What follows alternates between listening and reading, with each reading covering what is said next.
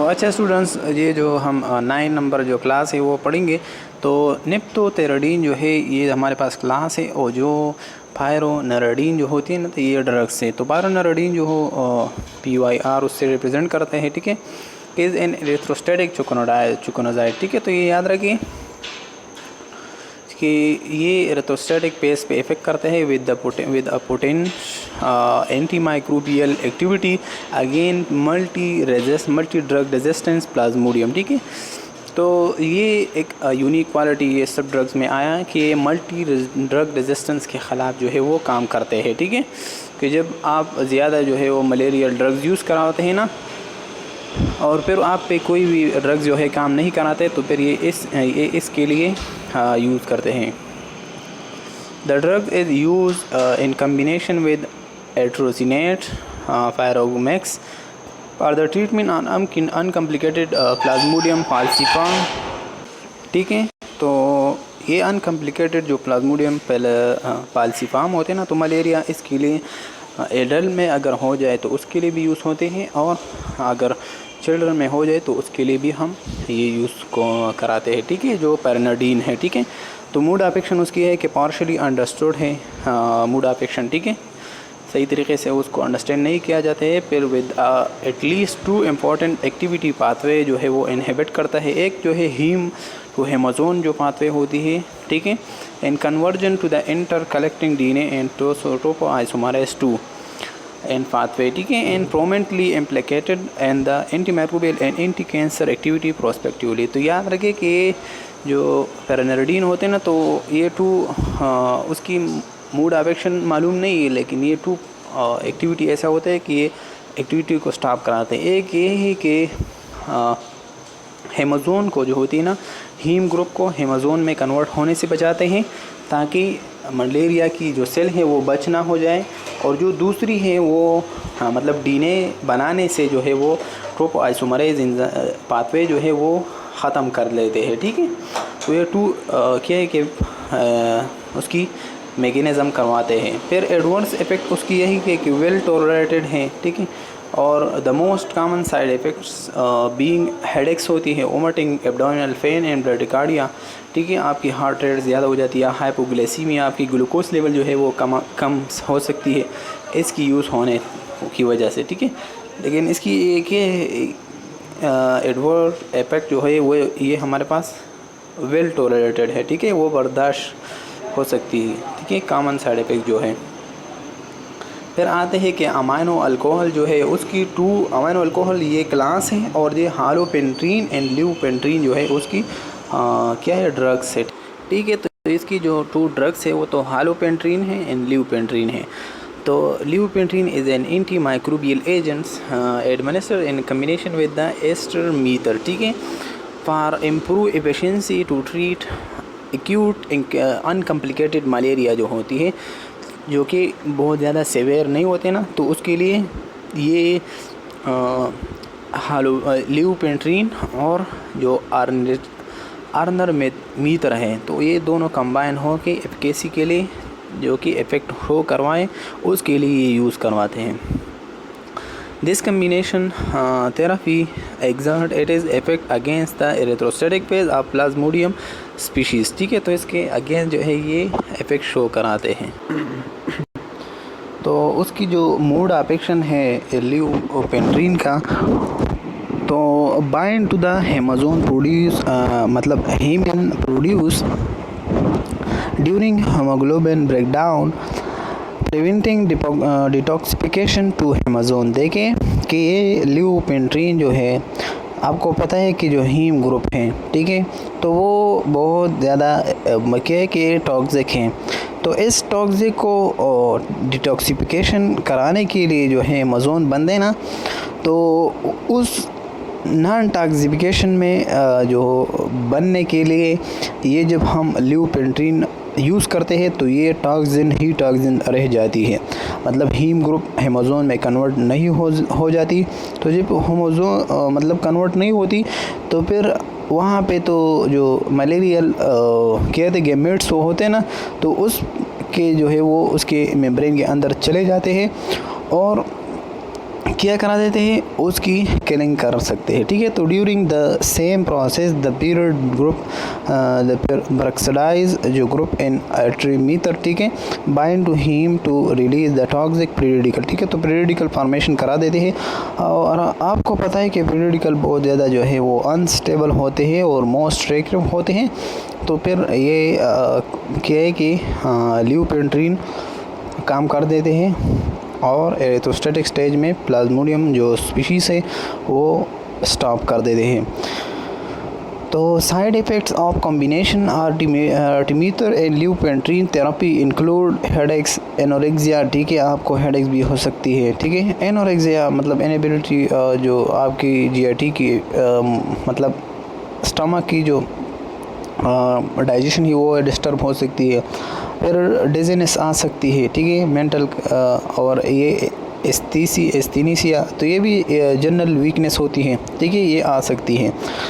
Possible serious adverse effect include जो है वो हमारे पास किया कि क्यों आरएस प्रोलॉन्गेशन होती है, बोलस इरेप्शन होती है, ठीक है, मतलब जो हार्ट की नॉर्मल एरो होती है ना, तो वो ईसीजी जो लाइन है वो डिस्टर्ब हो सकती है, या इसी तरीके से जो है वो एरेप्शन हो सकती है बोलस के। आर्टीसिया जो एचिंग होती है, स्पेनोमेगाली जो स्प्लीन की एनलार्जमेंट हो सकती है, हेपेटोमेगाली भी हो सकती है, आपकी जो लेवर होती है उसकी एनलार्जमेंट हो सकती है, हाइपर सेंसिटिविटी रिएक्शन और एंजियोएडिमा हो सकती है, ठीक है, किसकी एडवर्स इफेक्ट में, ल्यूपेंट्रीन के, ठीक है। फिर जो क्या है कि लास्ट जो ड्रग्स है ये हमारे पास तो सिक्वरपीन जो है इलेक्ट्रॉन्स, ठीक है, सिक्विटरपीन इलेक्ट्रॉन्स ये हमारे पास क्लास है। और आर्टिसिमीन्स जो है ये उसके ड्रग्स है। तो artemisinin is the active principle of the plant artemisia annua, ठीक है। तो ये आर्टिसिमिसिया एनिवा एक प्लांट है जो उससे अस्टिक हुआ है। Most potent and rapid acting against blood schizonts, ठीक है। फिर कि आप प्लाज्मोडियम स्पेशली फाल्सीफार्म, तो प्लाज्मोडियम फाल्सीफार्म जो होती है उसकी किसकी जो ब्लड में जो कोनोसाइट्स जो होती है बनती है ना जब, तो उसकी के साथ जो है वो resist to all other drugs, ठीक है। तो जब ये कंडीशन फाल्सीफार्म जो है ऑल ड्रग्स को रेजिस्टेंट कराते हैं, लेकिन ये ड्रग्स जब हम यूज़ करते हैं तो फिर ये जो प्लाज्मोडियम फाल्सीफार्म होती है तो फिर इसकी मतलब ख़त्म करा सकते हैं, ठीक है, मतलब इनहिबिट कर सकते हैं उसकी जो एक्टिविटी होती है, ह्यूमन बॉडी को अफेक्ट करते हैं ना, तो उसको स्टॉप कराते हैं ताकि ह्यूमन बॉडी उससे प्रोटेक्ट हो जाए। तो due to short duration of action there is a high recrudescence rate जो है, ठीक है, उसकी जो ड्यूरेशन है वो बहुत शॉर्ट है। मैकेनिज्म ऑफ एक्शन उसकी आर्टिसिमिसिनस जो है, तो दिस कंपाउंड है एंडोपेरोक्साइडाइज ब्रिज है, ठीक है। तो ये कंपाउंड जो है एंडो मतलब इनसाइड उसमें जो है पेरोक्साइड जो पीरियडिकल की ब्रिज होती है, heme iron cleavage this endoperoxide bridge to form highly reactive periodical which damage parasite's membrane by covalent bonding to membrane protein, ठीक है। तो जो मेम्ब्रेन प्रोटीन होती है जो मलेरिया की होती है ना, तो मलेरिया पेरोक्साइड मेम्ब्रेन होती है, तो उसके साथ जो है वो क्या कराते हैं कि कोवेलेंट बॉन्ड जो है वो उसकी बना देते हैं, किसकी, जो एंडोपेरोक्साइडाइज ब्रिज होती है, और ये पीरियडिकल उसकी जो मेम्ब्रेन होती है उसकी क्लीवेज करा देती है, और फिर ये मतलब माइक्रो ऑर्गेनिज्म वगैरह ख़त्म हो जाती है। तो ये जो साइंटिस्ट मतलब फीमेल साइंटिस्ट थी, ठीक है, उसने 2 उसकी जो नेम्स है, ठीक है, तो receive Nobel prize in the physiology medicine in December 2015 for discovery of artemisinins, ठीक है। तो ये इसने डिस्कवर किया हुआ है, ठीक है। फिर क्या है कि प्लांट जो आर्टिसिमिन्स एनिवा होते हैं, ये वो प्लांट है, मतलब जो हम पुश्तों में कहते हैं बंग होते हुए लेके, ये तो ये वो प्लांट्स है, ठीक है, प्लांट्स की एक टाइप्स है। तो उसकी जो आर्टिसिमिनस डेरिवेटेड है तो वो आर्टिसिनेट्स है, आर्टिसिमीटर है, आर्टिसी ईथर है और आर्टिसी लेंस है, ठीक है। तो आर्टिसिनेट जो है वाटर सॉल्युबल ईथर डिहाइड्रो आर्टिसिनिन, उसकी जो डोज वो प्रेस्क्राइब कराते हैं ना पेशेंट्स के लिए, तो वो है मतलब क्या है कि ओरल डोज वो देते हैं 100 मतलब 100 mg BD 2 डे मतलब 2 टाइम अ डे, ठीक है। और 50 mg BD डे 2 मतलब 2 to 5 डेज़ 2 to 5 डेज़ तक उसकी जो फर्स्ट डे पे आपने मतलब 100 mg देना है, फिर 2 डेज़ से लेके 5 डेज़ तक उसको 50 mg देना है, ठीक है ओरल। और पेरेंटीरियल अगर देंगे ना तो 120 mg ऑन फर्स्ट डे पे आपने ये देना है, ठीक है। और अगर आपकी उसकी जो केजी के मुताबिक देना है तो 2.4 mg पर केजी, ठीक है BD, ठीक है।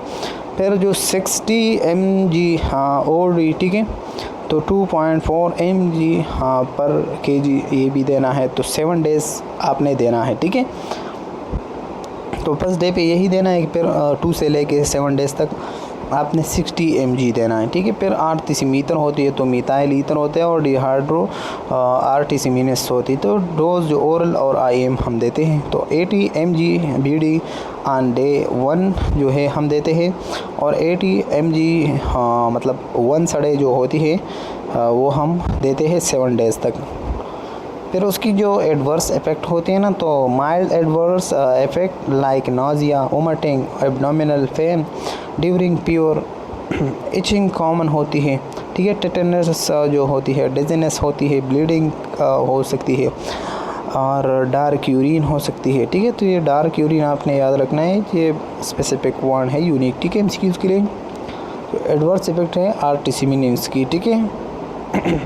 फिर क्या है कि जो इलेक्ट्रो कार्डियोग्राम होते हैं ना, तो उसकी जो वेव्स होती है वो चेंज हो जाती है, QR जो प्रोलॉन्गेशन होती है, ठीक है।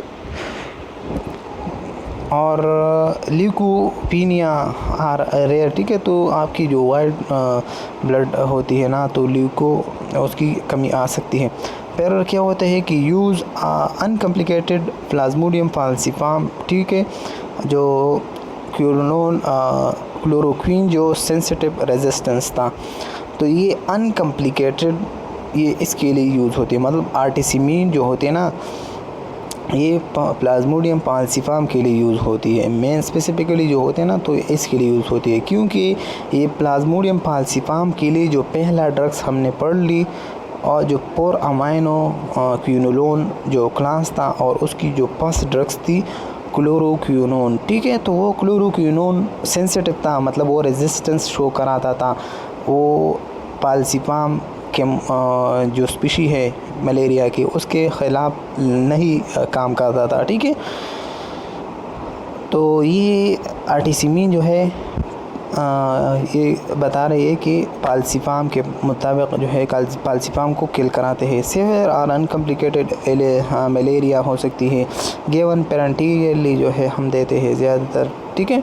फिर आर्टिसिमीन बेस कम्बिनेशन थेरेपी देते हैं। तो आर्टिसिमीन कंपाउंड और a shorter acting drug monotherapy needed to be extended behind disappearance of parasites to prevent reduction, ठीक है। तो फिर ये मोनोथेरेपी जो है वो हम ये ज़रूरत होती है ताकि उसकी जो दोबारा पैरासाइट की मतलब आना है तो क्या होता है प्रिवेंट हो जाती है। फिर this can be prevented by combinating artemisinin compound with one long acting drug like mefloquine, ठीक है। तो मेप्लोक्विन जो क्विनोलोन मेथनॉल की ड्रग्स हैं, ठीक है। तो इसी तरीके से ये आर्टिसिमीन की भी क्या है कि ये प्रोलॉन्ग टाइम के लिए जो है वो with one long acting drugs है, ठीक है।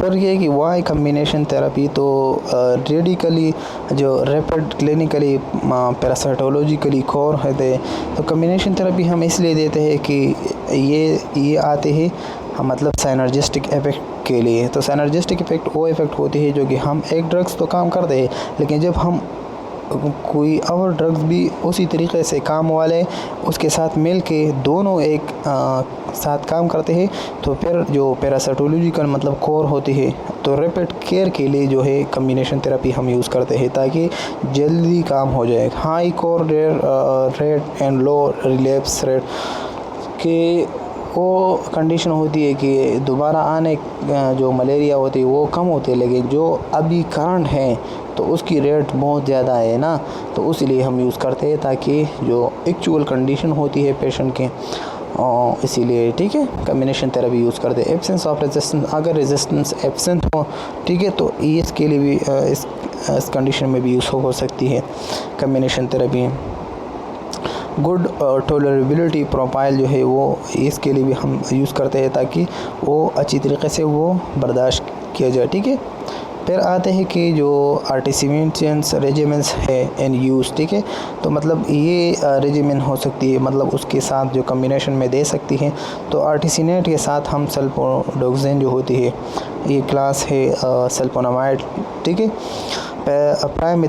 प्राइमेथामाइन, इसकी ये तीनों हम यूज़ करा सकते हैं एडिशन में, ठीक है, और ये सिनर्जिस्टिक इफेक्ट शो कराते हैं। फिर मिक्लोपिक्विन और जो आर्टिसिमेंट है, ठीक है, और आर्टिमीटर है, ल्यूपेंट्रीन है हमने पहले पढ़ी, आर्टिसिनेट एडो मतलब मीडोक्विनिन है ये भी हम यूज़ करते हैं, और एरियोलोनेन पेप्रिक्विन है, ठीक है, तो ये ड्रग जो है हम यूज़ करते हैं।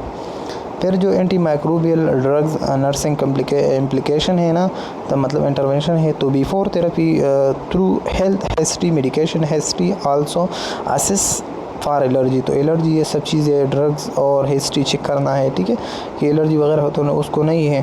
फिर आपने चेक करना है कि चेक बेस लाइन मतलब जो होती है, ठीक है, फिर क्या है कि also base line VC check करना है, वीएस चेक करना है, और उसकी also check for the contraindication and interaction, ठीक है, और जो कंट्राइंडिकेशन उसको हो रही हो तो ये भी चेक करना है कि आपको ये कंट्राइंडिकेटेड है या नहीं है, तो अगर उसको पता हो तो आपको ये बता देंगे, ठीक है।